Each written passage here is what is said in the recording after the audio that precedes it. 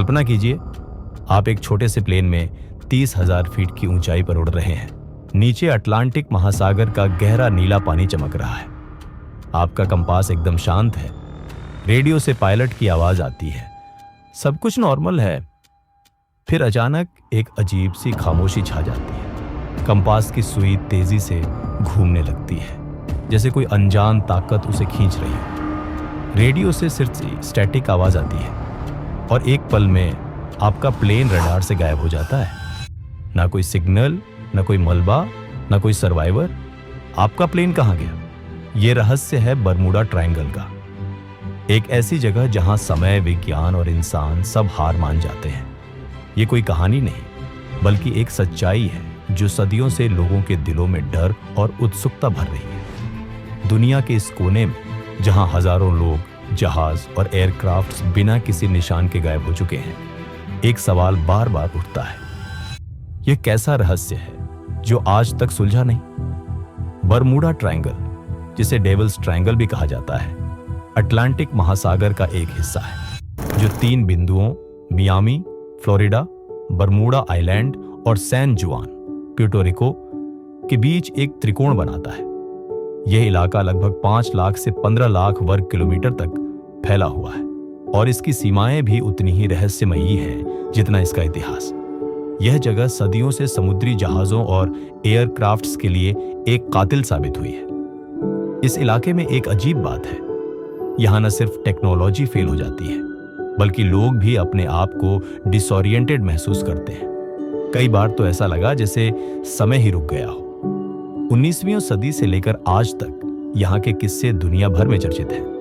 एक रोचक तथ्य यह है कि इस इलाके में मैग्नेटिक फील्ड में एक अजीब सी गड़बड़ी होती है, जिससे कंपास गलत दिशा दिखाता है। इसके अलावा यहाँ का मौसम भी इतना अनप्रेडिक्टेबल है कि एक पल में शांत समुंदर एक तूफानी मौत का तांडव बन जाता है। लेकिन सवाल यह है, क्या यह सब सिर्फ नेचर का खेल है या इसके पीछे कोई और ही ताकत है?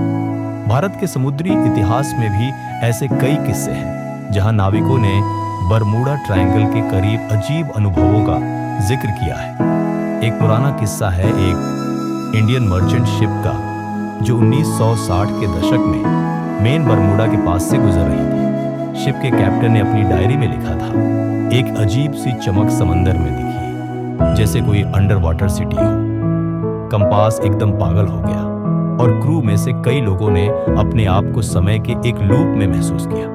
यह किस्सा आज भी इंडियन मैरीटाइम सर्कल्स में चर्चा का विषय है। 5 दिसंबर 1945 का दिन बरमूडा ट्रायंगल के इतिहास का सबसे डार्क चैप्टर है।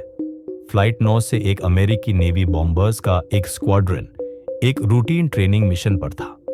इन TBM एवेंजर प्लेन्स में 14 लोग सवार थे और उनका मिशन था फ्लोरिडा के पास एक छोटा सा बॉम्बिंग प्रैक्टिस।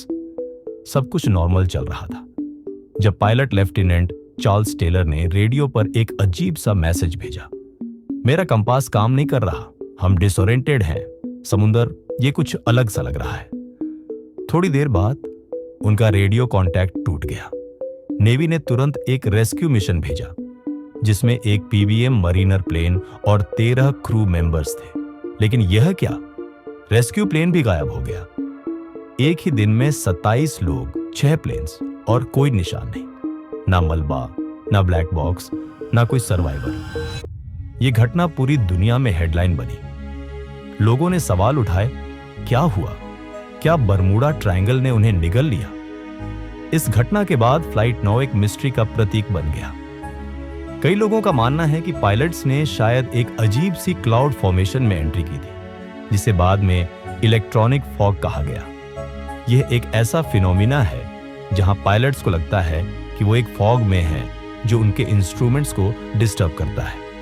लेकिन यह फॉग कहां से आता है? कोई जवाब नहीं। बरमूडा ट्रायंगल के रहस्य को समझने के लिए वैज्ञानिकों ने कई थ्योरीज दी हैं, लेकिन हर थ्योरी के साथ एक नया सवाल भी खड़ा हो जाता है। कुछ प्रमुख थ्योरीज हैं। Methane gas hypothesis. महासागर के नीचे मीथेन गैस के बड़े बड़े बुलबुले निकलते हैं जो पानी की डेंसिटी को एकदम कम कर देते हैं। इससे जहाजों का बैलेंस बिगड़ जाता है और वो डूब जाते हैं। 2003 में एक स्टडी ने इस थ्योरी को सपोर्ट किया, लेकिन सवाल अब भी है, क्या इतने बड़े स्केल पर मीथेन गैस हर्ट डिसअपीयरेंस को एक्सप्लेन कर सकती है? Magnetic anomalies. बरमूडा ट्रायंगल के इलाके में पृथ्वी का मैग्नेटिक फील्ड थोड़ा अलग तरह से व्यवहार करता है। यहां ट्रू नॉर्थ और मैग्नेटिक नॉर्थ के बीच बड़ा अंतर है, जिससे कंपास गलत दिशा दिखाता है।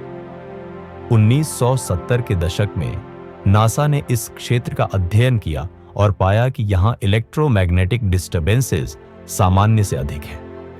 लेकिन ये डिस्टर्बेंसेस इतने बड़े कैसे हैं कि पूरे जहाज गायब हो जाते हैं? मौसम के पैटर्न। बरमूडा ट्रायंगल में गल्फ स्ट्रीम, एक शक्तिशाली समुद्री करंट और अप्रत्याशित तूफान एक खतरनाक कॉम्बिनेशन बनाते हैं। वाटर स्पाउट्स, पानी के टॉर्नाडो और अचानक आने वाले हरिकेन यहां आम हैं। अगर कोई शिप या प्लेन इनमें फंस गया तो उसका बचना मुश्किल है। 2015 में एक सैटेलाइट स्टडी ने दिखाया कि यहां हेक्सागोनल क्लाउड्स बनते हैं, जो 170 मील प्रति घंटे की स्पीड से हवाएं उत्पन्न करते हैं। लेकिन क्या ये बादल इतने शक्तिशाली हैं कि कोई निशान तक न छोड़े? Human error. कई बार पायलट्स और कैप्टन के गलत निर्णय भी डिसअपीयरेंसेस का कारण बने हैं। लेकिन सवाल यही है, इतने एक्सपीरियंस्ड नेवी पायलट्स एक साथ इतनी बड़ी गलती कैसे कर सकते हैं?